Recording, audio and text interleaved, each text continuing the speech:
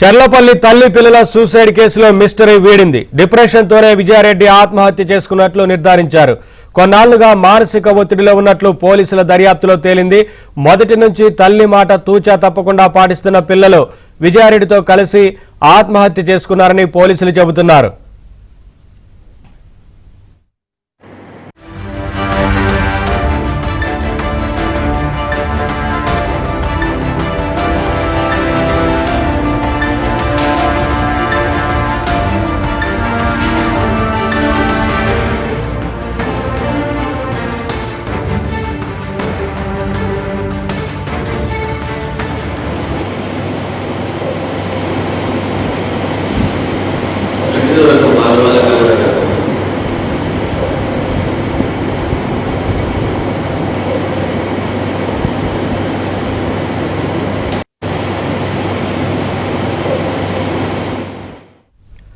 చర్లపల్లి తల్లి పిల్లల సూసైడ్ కేసులో మిస్టరీ వీడింది. డిప్రెషన్తోనే విజయారెడ్డి ఆత్మహత్య చేసుకున్నట్లు నిర్ధారించారు.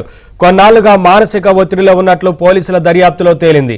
మొదటి నుంచి తల్లి మాట తూచా తప్పకుండా పాటిస్తున్న పిల్లలు విజయారెడ్డితో కలిసి ఆత్మహత్య చేసుకున్నారని పోలీసులు చెబుతున్నారు.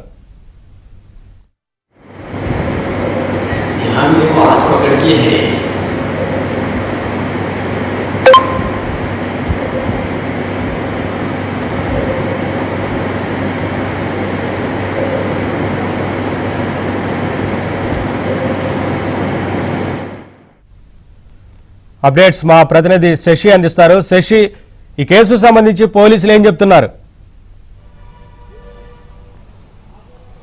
వారం రోజుల సస్పెన్స్ కు తెరపడిందంటూ చెప్పుకోవచ్చు. చర్లపల్లి తల్లి పిల్లల ఆత్మహత్య కేసు మిస్టరీ వీడింది. ప్రధానంగా డిప్రెషన్తోనే విజయారెడ్డి తన పిల్లలతో కలిసి ఆత్మహత్య చేసుకున్నట్టుగా పోలీసులు ప్రాథమికంగా ఒక నిర్ధారణకు రావడం కూడా జరిగింది. ఇప్పటికే ఈ కేసును 9 రోజుల పాటు భిన్న కోణాల్లో ఇటు పోలీసులు విచారణ చేశారు. ఇప్పటికే 30 మందికి పైగా స్టేట్మెంట్లను రికార్డ్ చేశారు. విజయారెడ్డి పనిచేసేటటువంటి ఆఫీస్తో పాటు తర్వాత విజయారెడ్డికి సంబంధించినటువంటి తల్లి ఆ తర్వాత సోదరుడికి సంబంధించినటువంటి స్టేట్మెంట్లను సైతం రికార్డ్ చేశారు. ఇదే కాకుండా ఆమెకు సంబంధించినటువంటి ఆర్థిక లావాదేవీలను సైతం పోలీసులు పరిశీలించారు. ఎక్కడ కూడా ఎలాంటి అనుమానాస్పదంగా ఈ ఆత్మహత్యకు సంబంధించి కనిపించలేదు. మొత్తానికి డిప్రెషనే ఆమె ఆత్మహత్యకు ప్రధానమైనటువంటి కారణం అంటూ కూడా పోలీసులు ఒక నిర్ధారణకు రావడం కూడా జరిగింది. చాలా కాలంగా కూడా ఆమె డిప్రెషన్లో ఉంటూ ఉన్నారంటూ పోలీసులు చెప్తూ ఉన్నారు. అయితే ఆమె ఎందుకు డిప్రెషన్లో ఉంటుంది, ఏ కారణాల వల్ల ఆమె డిప్రెషన్లో ఉండి ఈ నిర్ణయం తీసుకుంది అనేటటువంటి అంశాల మీద ప్రధానంగా ఇప్పుడు సికింద్రాబాద్ జీఆర్పీ పోలీసులు ఫోకస్ ఉంచారు. చాలా కాలంగా ఆమె మానసిక ఒత్తిడికి గురవుతున్నట్టుగా పోలీసులు చెబుతూ ఉన్నారు. కాబట్టి అసలు ఆ మానసిక ఒత్తిడికి ఏ అంశాల కారణంగా ఆమె మానసిక ఒత్తిడికి గురయ్యి